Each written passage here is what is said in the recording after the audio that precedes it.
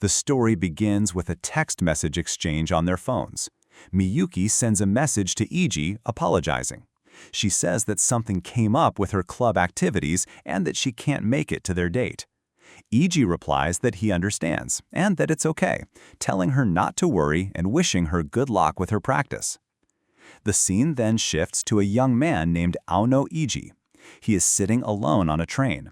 He looks sad and disappointed as he holds his cell phone. Iji thinks to himself that this was supposed to be their special anniversary date. While on the train, Iji starts to think about his girlfriend, Amada Miyuki. She is his childhood friend, and he confessed his feelings to her last Christmas. To him, Miyuki is like an idol he has always admired. He believes that if they weren't childhood friends, he probably would have never had the courage to talk to her, let alone date her. It's been 6 months since then. But since Iji has been very shy, they haven't even kissed yet. Iji just can't believe that she canceled their first official date as a couple.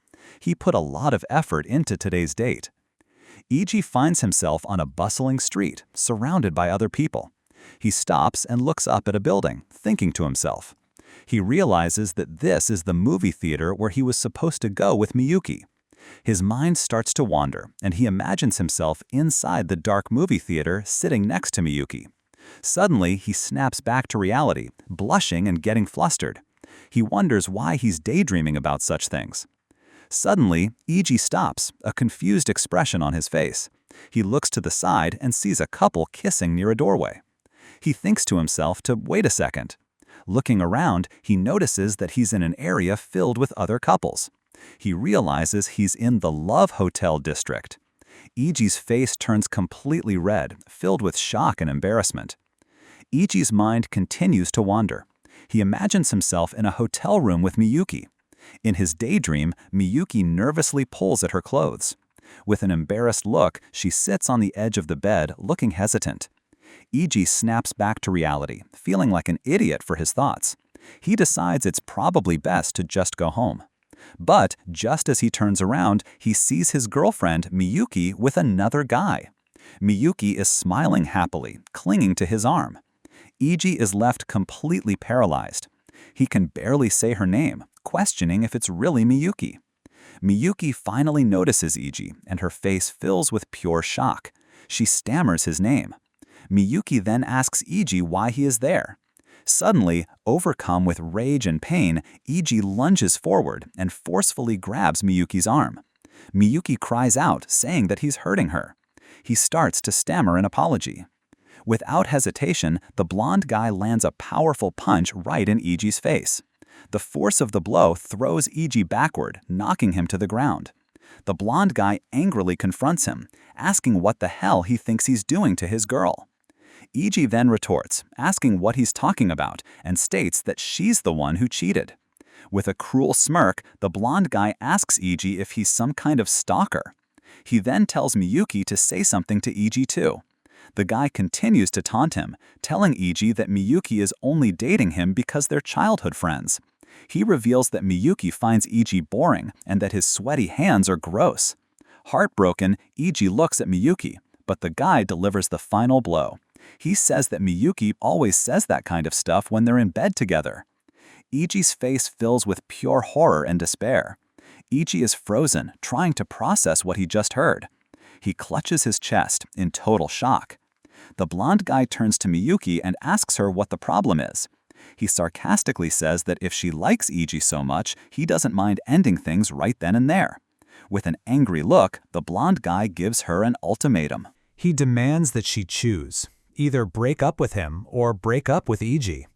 Miyuki starts crying, biting her lip in anguish. With a desperate expression, she turns to the blonde boy. She begs him not to leave her, screaming that she can't go on living if he abandons her. He pats Miyuki on the head. He says that as long as she understands, that's enough. But he doesn't stop there. He turns to Miyuki and demands that she say out loud and clearly who Iji is. Miyuki looks at Iji.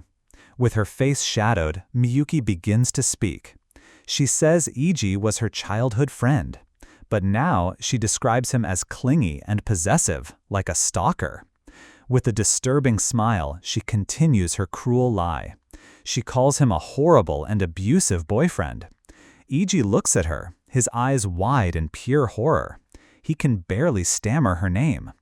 The blonde boy tells Miyuki to make everything clear to Iji.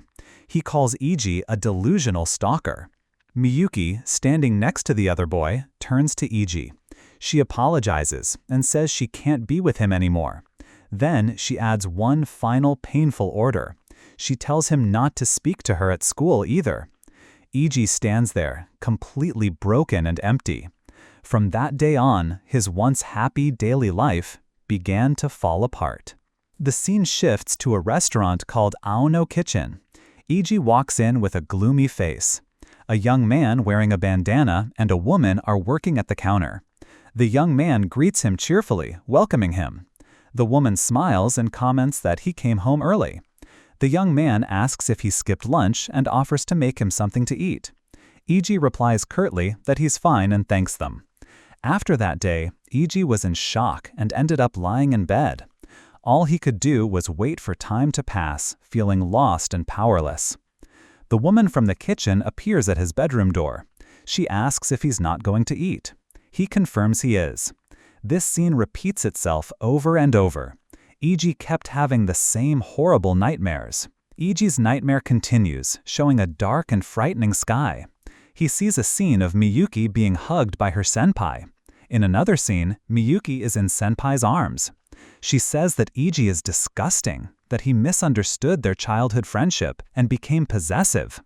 He sees himself small and helpless, trapped behind glass. Senpai's voice tells her to forget that creepy guy and focus on him. Miyuki's voice responds with a yes. Iji is trapped in a nightmare, begging for it to stop. He suddenly wakes up in his bed, in a panic.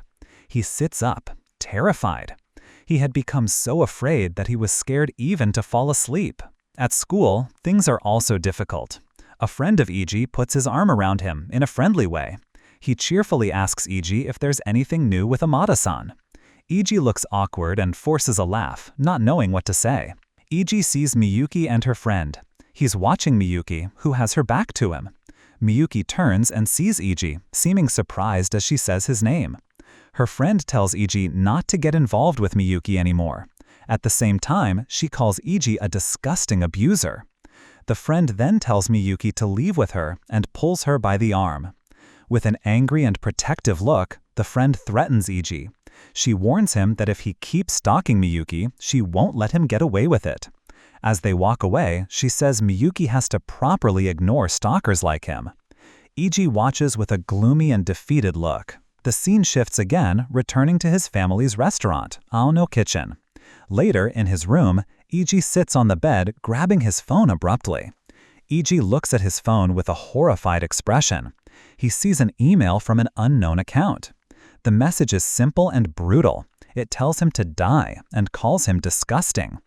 The phone screen shows a list of other hateful messages. He's called an abusive bastard. Another message calls him a violent idiot before being cut off. The hate messages continue to flood his phone screen. They call him a violent creep and the worst kind of stalker.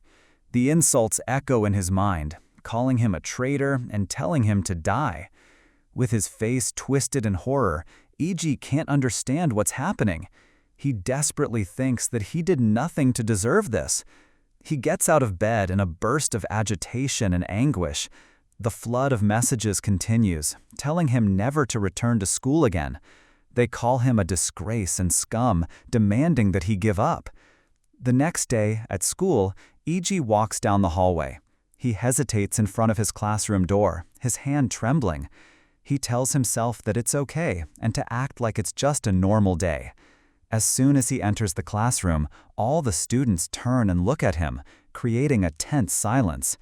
Iji walks to his desk and sits down abruptly. He sits frozen at his desk, his face paralyzed with horror. He feels surrounded by the hateful words and stares of his classmates. The insults come from all directions, telling him to disappear.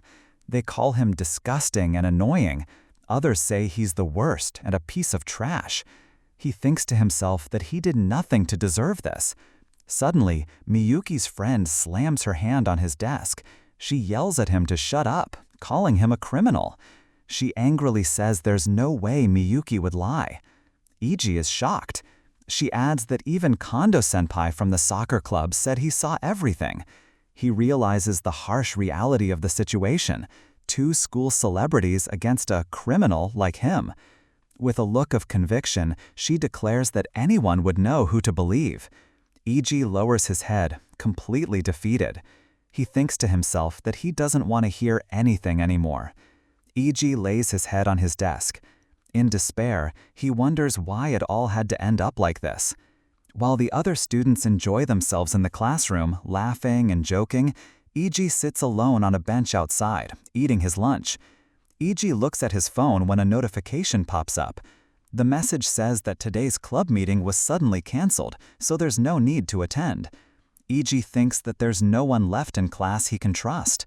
He decides to go to the clubroom anyway. He thinks that maybe, despite the cancellation, someone might still be there to talk to. From behind the door, Iji hears his clubmates talking. One person asks if the other made sure to lie and tell Ono the meeting was canceled, saying they messaged him during lunch and adding that it's scary just to see him. One of them asks what they should do with the draft Iji drew. The other coldly replies that they already threw it away. Then the reason for their contempt is heard. They say he doesn't even have talent, yet still puts so much effort into the manuscript. Their cruel conclusion echoes in his mind. They think he's seriously pathetic. Iji's face is covered in tears. Suddenly he has an idea. He thinks maybe Professor Ayase is still in the classroom. He heads there but stops at the door when he hears voices. He sees Miyuki's friend talking to the teacher. She says that she thinks Miyuki has been very worried lately. The teacher comments that it's rare for Miyuki to have any problems and asks Hiragi if she got involved because she's too kind. Miyuki simply says that she's fine. Iji runs through the hallway. He remembers his teacher's encouraging words. He reaches his locker. Inside, he finds another horrible note. The note threatens him, warning that if he complains, they'll come to his family's shop. The scene shows the end of the school day, with students heading home. Iji is seen running away from school. He returns to his family's restaurant, and the doorbell chimes softly. The woman inside welcomes him and asks if there was no club today. She comments that she understands, saying it was canceled at the last minute. With a concerned look, she notes that he hasn't been doing well lately. She tells him to make sure he gets proper rest. Iji thanks her.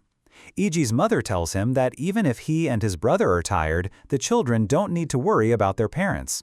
His brother agrees, telling him to just enjoy school. That's all he needs to do. Iji knows that ever since their father died, his mother has never cried in front of them. She always smiled so they wouldn't worry. His older brother has also done his best to protect the family and the shop in their father's place. With a determined smile, Iji agrees that he'll do his best. He believes that as long as he keeps enduring, no one else has to be unhappy. The scene shifts to Miyuki's room early in the morning. She's sitting alone on her bed, unable to sleep. Ever since that day, she hasn't been able to rest. She keeps thinking maybe that day was just a dream. She wonders why things had to end up that way. She imagines what might have happened if Kondo-senpai hadn't been there. She thinks she might have clung to Iji, crying and saying she didn't want to break up. When she saw how Iji was being bullied, she almost started crying too.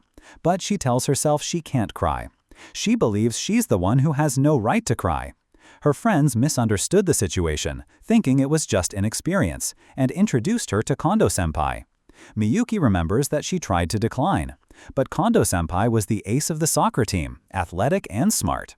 He was also handsome and kind. Unlike her and Iji, who were each other's first love, Kondo-senpai had a more mature view of relationships. To Miyuki, he seemed incredibly attractive. He flirted with her, saying it was obvious that any guy would be into such a cute girl like her. He even joked that if it were him, he would have tried something already, then laughed and said he was joking.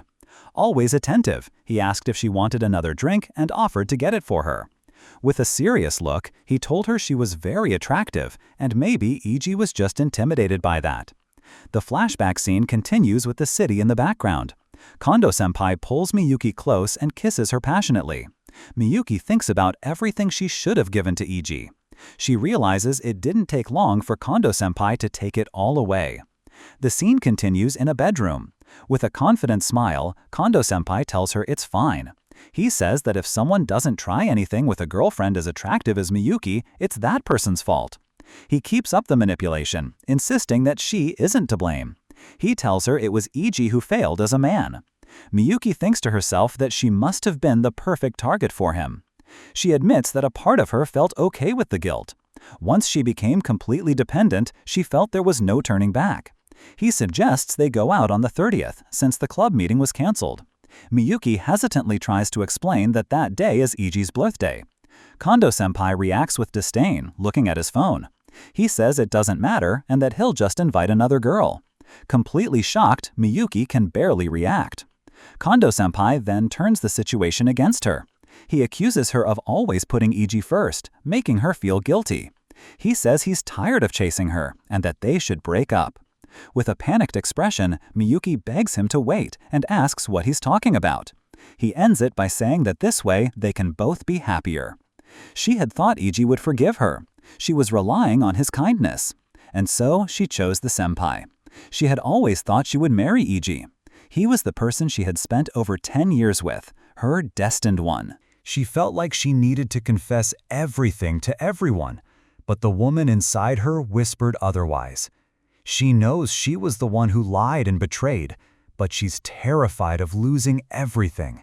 The next day at school, Iji's life had become a constant nightmare. His shoes were stepped on and dirtied. He found his desk vandalized with trash and hate notes telling him to die.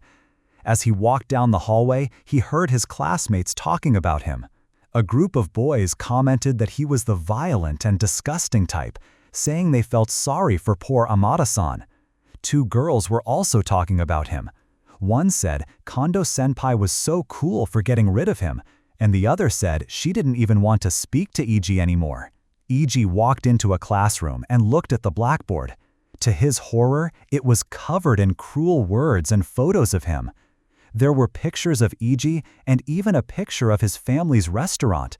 He realized, horrified, that because of him, his family and his father's shop were now in danger. He kept asking himself why. Overwhelmed with rage and pain, he punched the wall with all his strength. He screamed in despair, wanting to know why. Suddenly, Kondo-senpai appeared, a cruel and satisfied smile on his face. He mocked Iji, asking how it felt, calling him a criminal boy. With a face twisted in fury, Iji confronted him. He demanded to know why he would tell such a horrible lie. With a sadistic and malevolent smile, Kondo-senpai revealed his true motivation. He told Iji he did it all simply because it was fun. He sneered, saying watching Iji lose his girlfriend and everything else was a great show. He continued his cruel attack, blaming Iji. He said it was Iji's fault for thinking someone like him could be with Miyuki. He suggested that Iji should just quit school. With a wide, wicked grin, he openly admitted that he loves ruining people's lives. Crushed by the truth, Iji collapsed. He fell to his knees on the floor in total despair. Now he felt that everything was lost. The scene shifts to the school infirmary. A nurse with a concerned look stands by Iji's bed. She says she'll notify his teacher just in case. With his head down and completely defeated, Iji weakly thanks her. He sits on the bed, staring blankly, his eyes lifeless. A final, terrible realization settles in his mind. No one is going to help him. Iji thinks about how even the teachers will believe the smart and capable Miyuki over someone like him. He feels he can't even talk to his parents or his brother about what's happening. After being betrayed by Miyuki, his best friend and girlfriend, he feels completely finished. With a year and a half left until graduation, he wonders how he's supposed to survive all of this. Suddenly, he receives a new message on his phone. It's from the club president, and his eyes widen in pure horror. The message says that after what Amada said he did, the other club members are too scared. He asks Iji on behalf of everyone to stop coming to the club.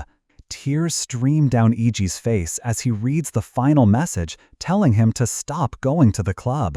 He thinks desperately that it's not true. He cries, insisting to himself that he didn't do anything wrong. The final pain is overwhelming, and he throws himself onto the bed, completely defeated. He looks at his phone and discovers the final betrayal. His former friends have blocked him. Iji cries uncontrollably. His face is twisted in pure agony and despair. Later, he speaks with his teacher. He apologizes for the trouble and says he's fine now. The teacher simply tells him to take care of him.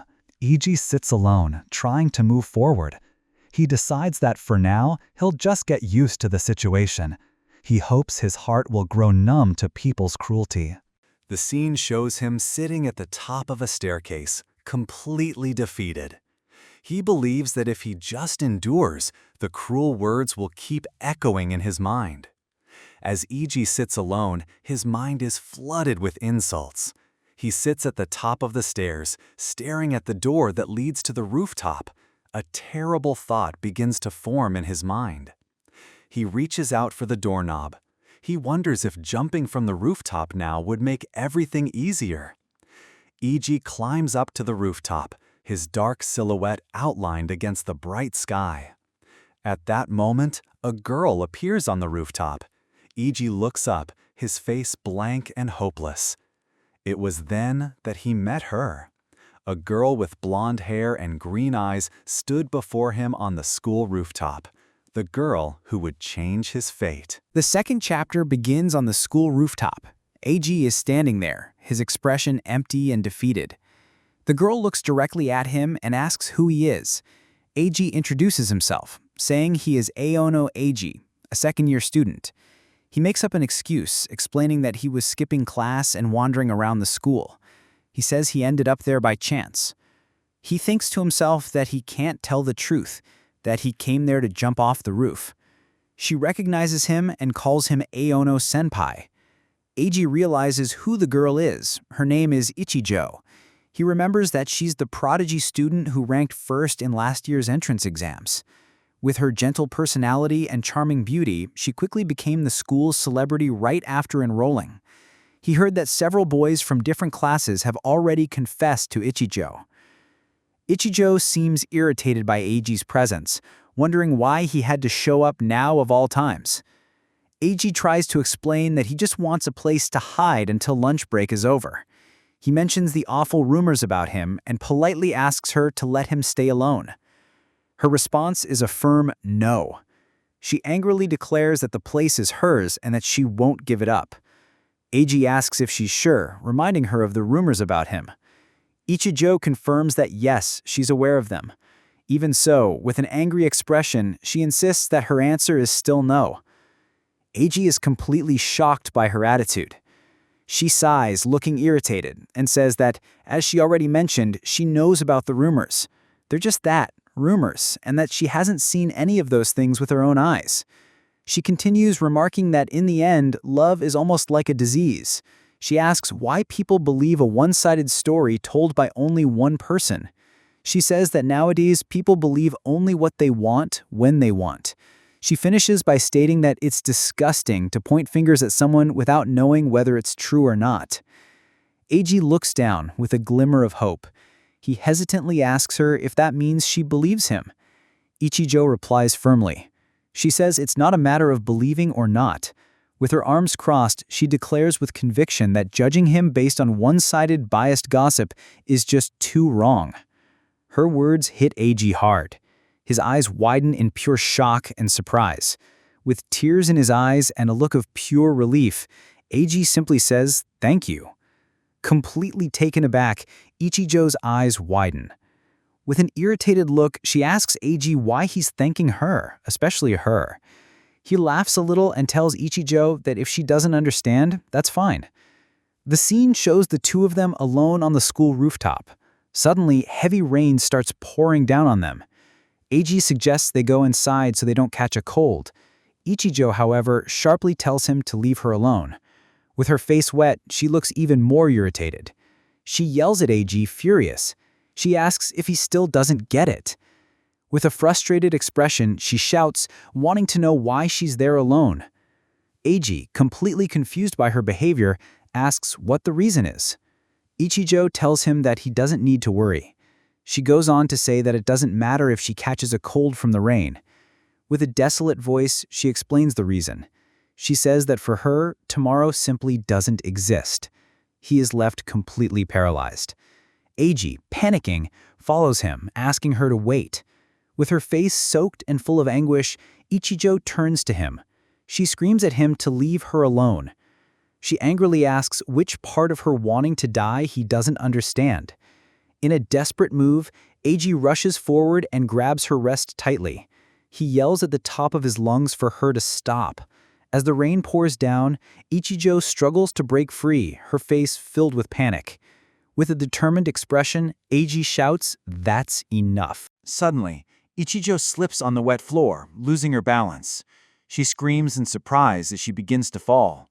In a quick movement, AG lunges forward and catches her, but the two crash hard against the fence at the edge of the rooftop. Angrily, Ichijo demands to know why he protected her. She starts to say that if the railing had been rusty, but he cuts her off, telling her to shut up. AG bursts out with an emotional response. He says he doesn't think there's any reason not to help someone. AG then yells a surprising proposal at her. He says that if she wants to die so badly, then at least she should spend this last day with him. He continues, shouting that they should skip class together. Ichijo reacts in total shock. Ichijo yells at AG, irritated by his suggestion to skip class. She asks him if he even understands the gravity of the situation. After venting her frustration, Ichijo seems to resign herself to the situation. She says she guesses she doesn't have much choice. Then, sitting on the rain-soaked ground, AG makes a shocking confession. He reveals that he also came there thinking about dying. He adds that, however, he never imagined he'd end up stopping a Kohai from taking her own life. His words leave Ichijo completely stunned. AG stays sitting on the ground, simply watching her. With tears streaming down her face, but wearing a faint smile, she agrees with him. She says, "Yeah, that's just how it is." The scene shows AG and Ichijo sitting together on the rooftop, side by side. The rain continues to fall, but a moment of calm and understanding passes between them. Later, they decide to leave the rooftop. AG suggests that, for now, they should go inside. Ichijo agrees with him. AG offers a handkerchief to Ichijo, telling her to use it. Ichijo hesitates, but AG insists she take it. With a slightly embarrassed expression, she accepts it and thanks him. While she dries herself, Ichijo blushes and asks him not to stare at her like that. AG quickly looks away, apologizing. Then he glances back at her. She seems a bit shy as she uses the handkerchief to dry herself. Ichijo teases him, saying that he's looking at her inappropriately right after she told him not to, calling it harassment. AG gets flustered and apologizes. Then, with a calmer tone, Ichijo asks what they're going to do now. She turns to him with a subtle smile. In a teasing tone, she says that since he invited her to skip class, he must have some kind of plan. With a smile, AG admits he doesn't have any plan. He explains that he just said it out of desperation. AG thinks to himself, so this is what her smile looks like. He mentions that, from what I heard from some classmates who confessed to her, Ichijo shows her disdain for those confessions. She asks, why do people think I would go out with such weird guys? She goes on, saying that being approached out of nowhere by some guy she just met is creepy. She sighs, looking disappointed. With a serious expression, she confronts AG directly. She accuses him, asking if he's only interested in her looks or her status. AG remembers the rumors he heard. He thinks that this is what people said about her, that she trampled on the feelings of the boys who confessed. He's surprised, since he thought she would reject his idea of skipping class. Later, the two are sitting together. Ichijo moves closer and offers him a small pouch. She says it's a reward for what he did. AG and Ichijo sit together on the rooftop. He starts to thank her, but his stomach growls loudly, cutting him off. Completely embarrassed, Eiji starts rummaging through his bag. He feels relieved when he finds an onigiri, a rice ball. In a friendly gesture, he asks Ichijo if she wants half. Ichijo happily agrees. She takes a small bite of the onigiri and says it's delicious. Ichijo asks if the onigiri is tuna with mayonnaise. Eiji confirms enthusiastically, explaining that it's a convenience store onigiri classic. He's surprised she's never tried it before and asks him seriously, "Is that true?" With a look of wonder, Ichijo asks if everyone really eats these tasty things. Eiji smiles broadly at her. With a happy expression, he confirms that yes, and adds that there's so much more out there. He says that dying without knowing such treasures would be a real shame. Ichijo looks thoughtful, with a soft expression and a slight blush on her face. With newfound energy, she declares that it really is delicious. She clenches her fist with determination, saying that now she's curious. With a smile, Eiji makes her a surprising invitation. He asks her if she wants to go to his house. Completely flustered and shocked, Ichijo can barely react. The scene shows the two of them leaving the rooftop and walking down the hallway. Ichijo asks him how they're going to get out of the school. She points out that the main entrance is locked. Eiji asks if she's planning to jump the gate. Ichijo reacts indignantly, pointing out that she's wearing a skirt. With a grin, Eiji says he was joking and that he knows that. Ichijo makes a sound of disdain, clearly not too amused by the joke. Eiji then explains that there's an iron door next to the main entrance. Using a simple diagram, he lays out his plan. The door can be unlocked from the inside and closes automatically. That means while you can't enter from outside, it's easy to leave from within. Ichijo, with a suspicious look, asks how he knows about the door. Eiji teases her, saying that a model student wouldn't know such things. He adds that skipping class every now and then doesn't kill anyone. With a determined expression, Eiji says it's fine and that they should go for it. He takes Ichijo's hand and starts walking. Eiji looks visibly embarrassed as he holds Ichijo's hand. Ichijo asks him why he's blushing so much and tells him to just hurry up. He asks if she's sure about this, holding hands with a guy she just met. She admits that saying she's comfortable would be a lie, but she adds that if it were in a play or a movie, it would be totally normal. With her face blushing, Ichijo makes a surprising confession. She tells Eiji that, by the way, it's the first time she's ever held a boy's hand, and tells him to appreciate that.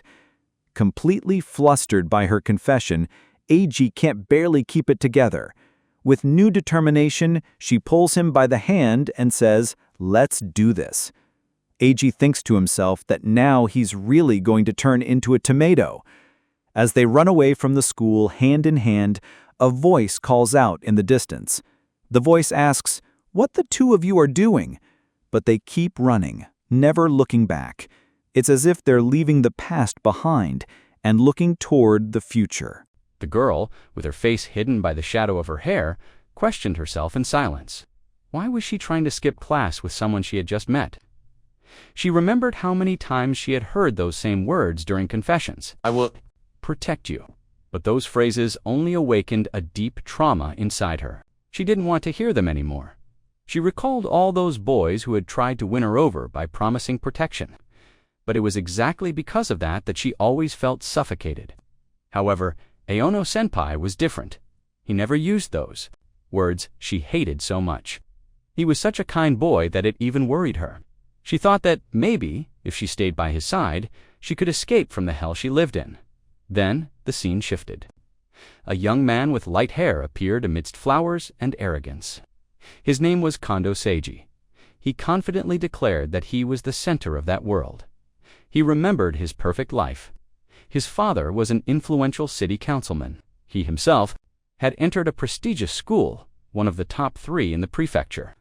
There, he became the ace of the soccer team, leading even a weak squad to the national tournament. Thanks to his athletic talent, he could be the core of any team. He had height, good looks, and intelligence. Since childhood, even with little study, he always stood out. Naturally, he had always been popular since elementary school. From his very first girlfriend, back in the 3rd year of elementary school, he had never been without girls. He was always surrounded by them, maintaining relationships effortlessly. But what he never forgot was something that happened in the 8th grade at that time.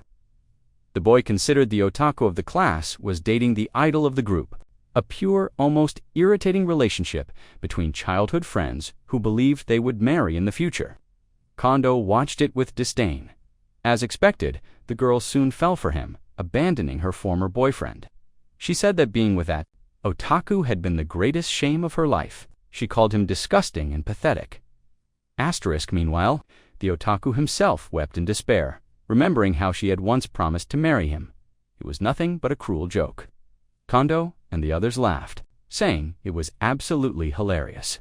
He even recorded the girl's insults and played them back for the betrayed boy, just to amuse himself even more. For Kondo, that moment when his desire for conquest was satisfied brought an irresistible feeling of pleasure. From then on, he came to love stealing other men's women. He recalled how the girls who fell for his charm would neglect their studies, how he effortlessly destroyed childhood relationships, turning old friendships into bitter rivalries. In the end, he always threw everything away. As soon as high school began, he broke up with that girl, calling her stupid for not understanding the obvious. She cried in despair, asking why he was suddenly talking about breaking up. She screamed that she had thrown everything away just to be with him. With a cruel smile, Kondo typed on his phone. He said he truly hated easy women. And then, without hesitation, he told the girl before him that he hated her and that it was over. Her eyes filled with shock and despair, but to him, it was nothing more than another amusement. The former class idol, once admired by everyone, had reached rock bottom. From a life of popularity, she had fallen straight into a miserable end. For Kondo, ruining the lives of both men and women at once was what brought him the greatest pleasure. He laughed, declaring that watching the suffering of others was entertaining. And then he chose his next target. He said the next one would be Amada Miyuki. The cruel smile blended with the twisted gleam in his eyes. He planned to bring down both Aji and Miyuki.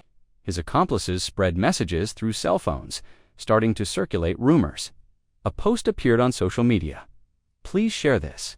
This girl is being abused by her boyfriend, Aono." Showed a bruised arm, fueling the lie. Meanwhile, inside the classroom, Miyuki was overwhelmed with anguish. She realized that Aji hadn't returned since the morning. The classmates who had scribbled insults on his desk were now desperately trying to erase them. Her heart tightened. She wondered if Aji had given up on school because of her. Amid her nervousness, she recalled her own Navit. She had never imagined that Kondo would be capable of spreading such cruel rumors. Her eyes faltered, her hands trembled. But when she looked out the window, she saw Aji in the distance. Her eyes widened with surprise and hope. She called out his name, screaming in desperation. However, what she saw left her paralyzed. Aji was not alone. He was running hand in hand with another girl. Miyuki's smile froze. She could not understand. A deep shock pierced her chest. She asked herself over and over, nearly losing her sanity. With teary eyes, her face twisted into an expression of hatred and confusion. She wanted to know who that girl was. Later, Professor Takeyan Nagi, responsible for Class to B. The scene shifted back to the classroom. The teacher resumed the attendance sheet, announcing the beginning of the second semester. He called the names one by one until he reached Aono, but Aji did not answer. On his desk, hateful words were carved in huge letters. "Die, loser. Get out." The teacher stopped the roll call and asked if anyone knew where Aono was. The students exchanged tense looks until one of them replied that Aono had said he wasn't feeling well and had gone to the infirmary. The teacher said he would check, but first ordered everyone to head to the gym. Miyuki shrank in her seat when her name was called, her body trembling and sweat dripping down her face. In the hallway, Nurse Mitsui rushed over, saying she urgently needed to talk about Aono. The teacher explained that he hadn't gone to look for him yet. The nurse, distressed, admitted that Aono had seemed strange and that she should have stopped him from leaving, even by force. She insisted they search the entire school, and the teacher agreed to notify the vice principal. The vice principal listened to the report and, concerned, ordered a strategic meeting to be held after classes. He asked the teacher to investigate in detail what had happened with the students. The teacher nodded firmly in agreement. Back in the classroom, the teacher faced all the students and said he wanted to talk about property damage. The class grew restless. He explained that it was about Aono's desk. Some averted their eyes. Nervously, while others stared at the desk, scarred with cruel words, the teacher declared that even if someone claimed Aono was a bad person, nothing justified writing insults on his desk. He stressed that destroying school property, maintained by the family's taxes, was a real crime. Miyuki shrank further, unable to lift her gaze, her face marked by regret. Then the teacher stated that he would not allow the situation to be downplayed. As mere bullying, he made it clear that this was not a childish prank, but a crime that could not be ignored. With a stern expression, he told them he wanted everyone to engrave this deeply in their memories. About 30 minutes before Takayanagi-sensei's scolding, the school administration called an emergency meeting. On the doorboard, it was written, "Emergency Meeting Room." The principal rushed in and apologized for being late. The vice principal was present as well. Takayanagi and Iwai-sensei were also there. The principal bowed first to Takayanagi. He thanked them for reporting so quickly. He said nothing was more important than bad news like this. Takayanagi admitted it was also his own failure for not being able to control the class. He said he deeply regretted it. Iwai-sensei spoke next. He said a teacher has too many things to handle. He stated that Takayanagi had done his best. The students themselves had tried to hide the incident. The principal added that it was better to think about the next steps than about the past. He agreed, saying Iwai-sensei was right. Iwai explained that he had called Aono's parents while Takayanagi was questioning the students. He wanted to know how the boy was after leaving school early. He told the parents that Aono had felt unwell and asked if he was all right. The answer was that he had arrived home safely. The principal sighed in relief. He said that was good. He then announced they needed to protect Aono-kun. He warned that if the boy started skipping school or decided to quit, everyone would lose a lot. Takayanagi agreed. He said they had to watch over the student closely. He promised they would do it properly. The scene shifted elsewhere. On Kondo's phone, there were messages from Sayaka arranging to go to her house after club activities. Two boys ran up to Kondo, calling out to him. They said there was important news. They explained that when they went to intimidate Aono and scribble threats on his desk, they got caught. They also said that Takayanagi-sensei was going to investigate the case. Kondo grumbled that the nice teacher was quick. He thought the matter would have been hushed up, but even if it turned into something big, it didn't matter. His father would take care of it. He said he understood. The other boy told him not to be so relaxed. Kondo listened, and they reminded him that they did it for him. Kondo cut them off. He asked when he had ever told anyone to do such a thing. The two froze in shock.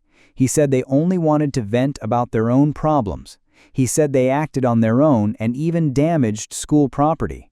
One of them tried to deny it, saying it wasn't possible. He suggested they just pretend they knew nothing, since no one had been caught. Kondo stared at them. He said if they didn't obey, their future would be destroyed.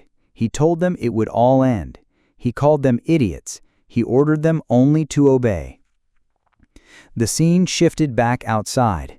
Eiji and the girl sat on a park bench. He asked if she was all right. She said it was hard to keep up with a boy. She thought about how much they had run. Eiji thought she had actually managed to keep pace with him. Ichijo had refused all invitations to join clubs. She always seemed to withdraw even when praised. On the bench, he said that if that was the case, then they should leave. She blushed and complained that he often dragged her by the hand. He smiled, saying maybe she was the first girl. She called him a liar for saying it that way. The two of them walked down the street together. The scene changed to Aono's family restaurant. Inside the house, Eiji's mother was surprised to see him come back early.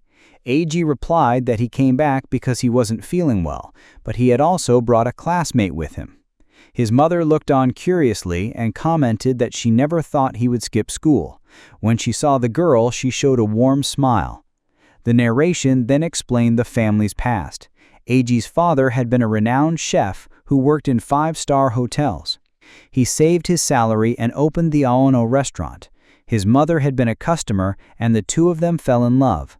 Later, they married and built the business together, but his father passed away. Since then, his mother, who had a degree in accounting, began managing the place with the help of the staff.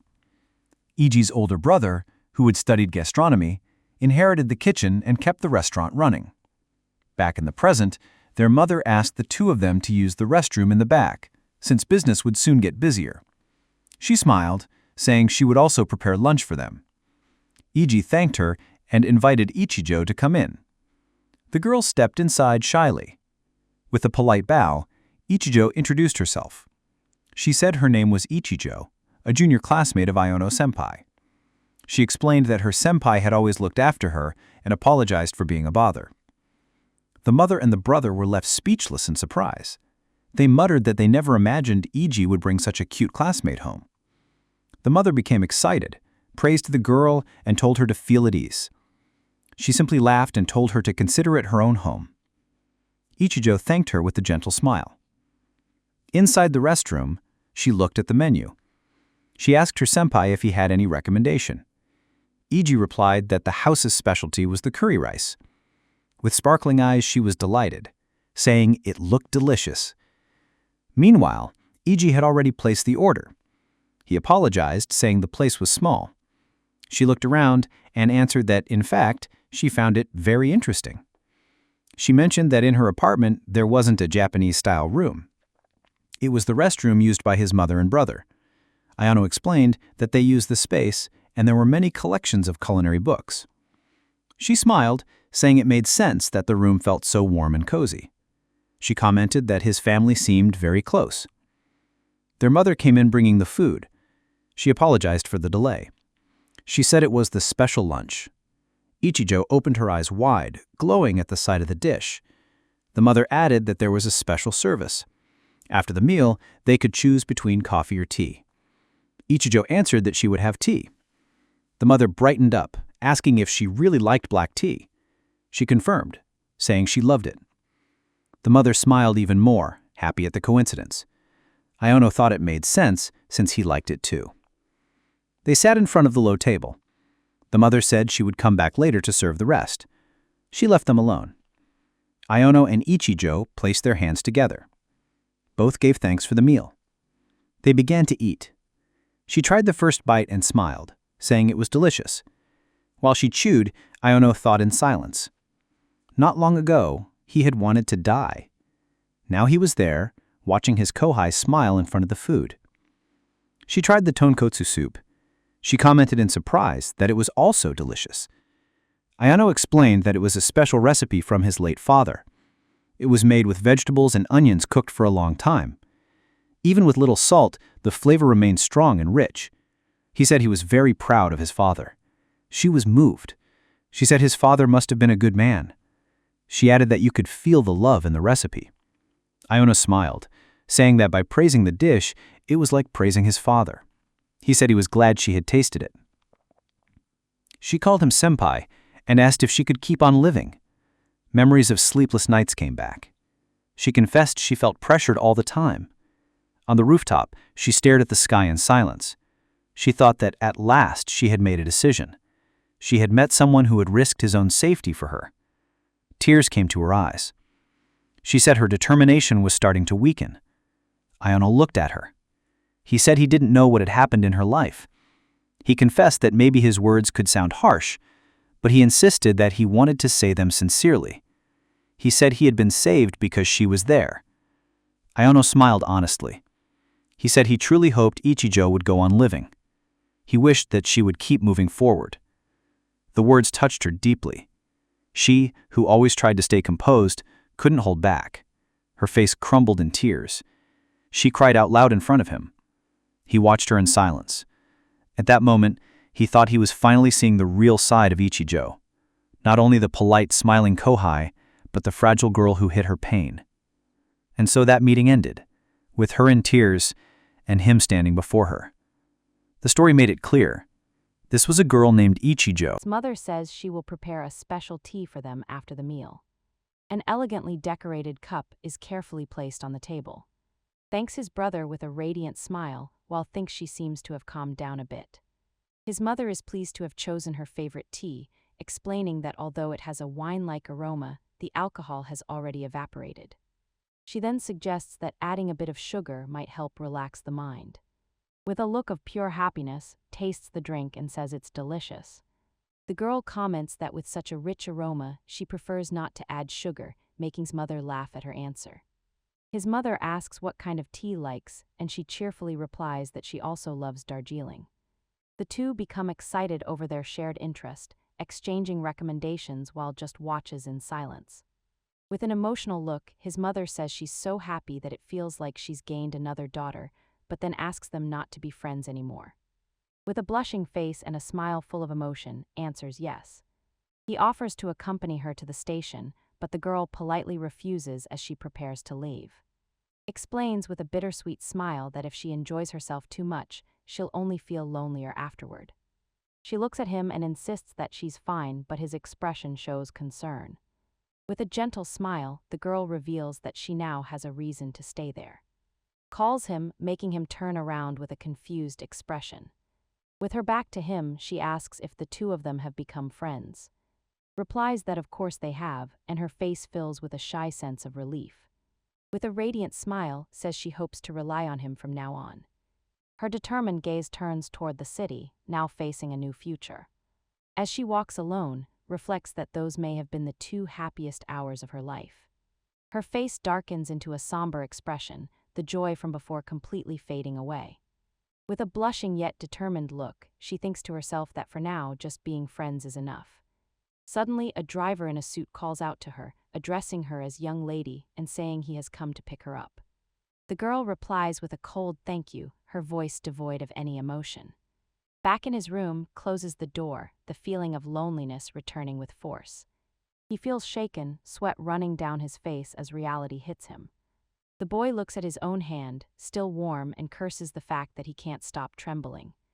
Collapsing to the floor, covers his face in despair, wondering what he should do from tomorrow onward. The memories of torment return, with the shadowy figures of his classmates haunting him in the empty classroom. He thinks that only when talking to her can he forget the suffering of his daily life.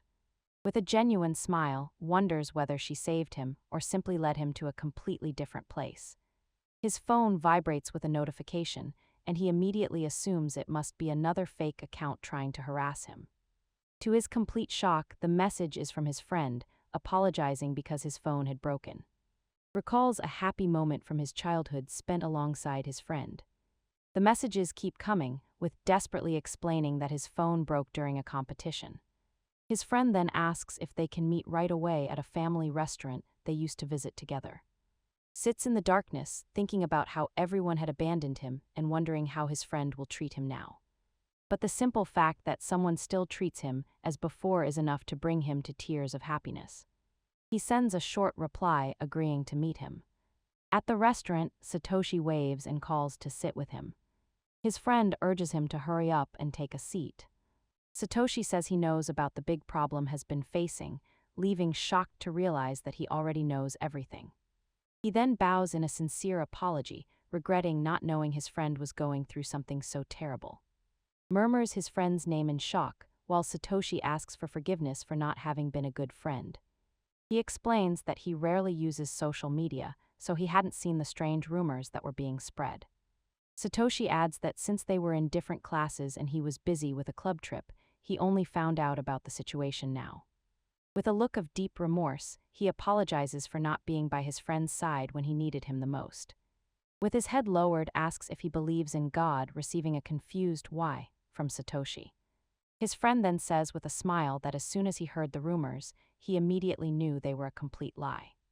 Satoshi explains that some new club members showed him the posts, admitting that he himself didn't fully understand who was close to. He remembers a time when his friend introduced, with a genuinely happy smile on his face. Based on that memory, Satoshi says he is certain it was all a big misunderstanding. He then reveals that professor was actually very worried about him. His friend recounts that after hearing the story, he began asking classmates if they knew where had gone. Staring at the other students who clearly believed the rumors, Satoshi realized how easy it was to get the wrong idea. He then ran desperately down the school corridor until he finally spotted the teacher in the distance. Satoshi approached Sensei, who asked what had happened, and he explained that he had gone home early.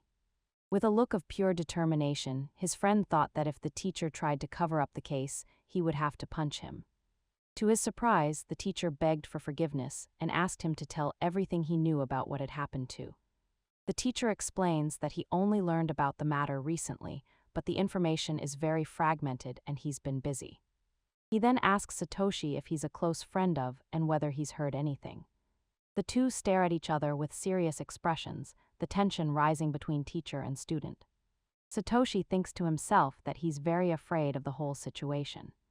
Despite his fear, he tells the teacher that he also found out about it just recently, but will say what he knows. He shows his phone to Professor, who is shocked to see the posts. With a voice full of conviction, Satoshi defends his friend, insisting that isn't the kind of person who would do such a thing. The teacher thanks him for bringing it to his attention and asks that, if possible, he relay this message too. Tells Satoshi to trust and rely on the adults, as the teachers will take responsibility for resolving the problem. With a serious look, he asks that, even if it's just a little, please trust them. Satoshi smiles to himself, surprised by how passionate and dedicated Mr. turned out to be. Hearing the story, can't hold back his tears, completely overwhelmed by emotion. His friend watches in silence as he breaks down, finally releasing all the pain he had been holding inside. Meanwhile, a girl runs desperately through the city streets. Consumed by guilt, she thinks to herself that she has to apologize no matter what. Her destination is the front of family restaurant's kitchen. With an expression of anguish, she apologizes, saying that has just arrived.